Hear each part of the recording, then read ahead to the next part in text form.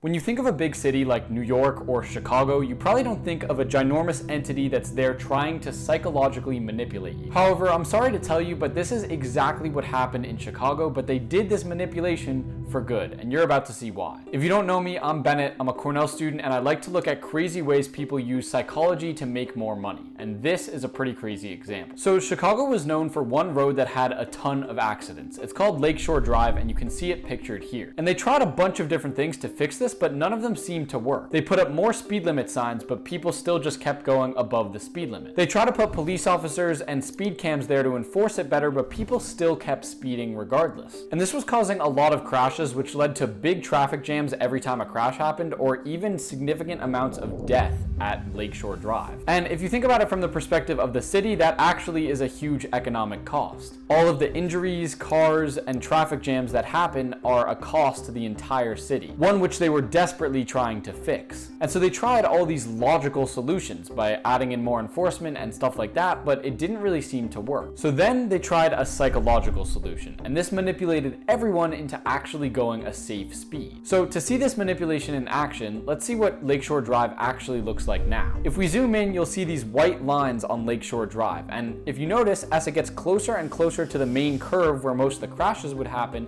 the lines get closer and closer together. Now think about this from a driver's point of view. Let's say you're going towards that curve at a constant speed. If the lines were evenly spaced out, you will have assumed you were going at a constant speed, right? Now what if, even if you're going at a constant speed, those lines seem to pass quicker and quicker every single time? In your head, even subconsciously, you're gonna assume, shoot, it feels like I'm speeding up, I need to slow down to make sure these lines pass at a consistent rate, which would mean I'm going at a consistent speed. And that's exactly what these little white lines did. They psychologically manipulated everyone into going slower and driving significantly safer around this curve. And the psychological solution worked. This single feat of psychology proved more effective than actual police officers there trying to enforce the speed limit, or putting up speed cams and saying there would be a large fine if you were caught speeding. None of that was anywhere near as effective as subconsciously manipulating the driver to slow down before they reached the curve. And this is a very significant finding, not only in the context of policy, but also in the context of business. Because in both cases, you want to achieve a desired result. You want the customer or the citizen to do something different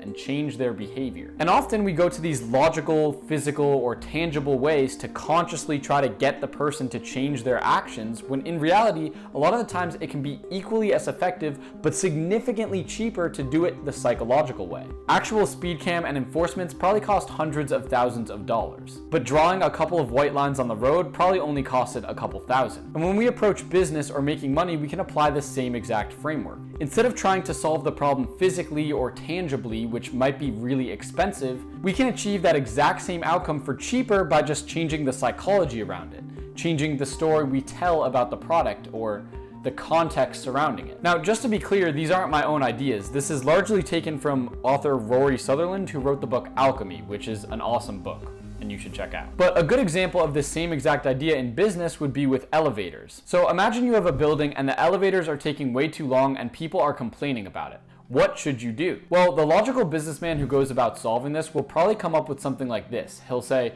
oh, we could add in another elevator, or maybe mechanically go in and speed up how fast the elevators go. But there's one simple problem with this. That'll cost a ton of money to do. But now the creative guy who's driven by psychology comes in and he says this. No, we don't have to change the elevators at all. All we have to do is install mirrors in the elevator, and when people get in the elevator, they'll be too busy checking themselves out to realize how long the elevator ride has taken. It'll be $1,000 to install the mirrors and we won't get any complaints again. And if you're the psychology guy, you're absolutely right. Logically, we think of time in terms of absolute units, but we don't think of time in terms of perceived units. It's not always about the time it actually took, logically, it's about the time it felt like it took, psychologically. And so by going with the psychological solution instead of the logical one, we can in fact solve the exact same problem for 1/100th of the price. And that's the main takeaway from this video. Never discount psychological solutions, because they can be way cheaper, but equally or if not more effective. And if you like these examples, you're definitely the type of person to love the free case studies in my newsletter, which has over 3,000 people. It'll be the first link in the description below. Thanks for watching and peace out.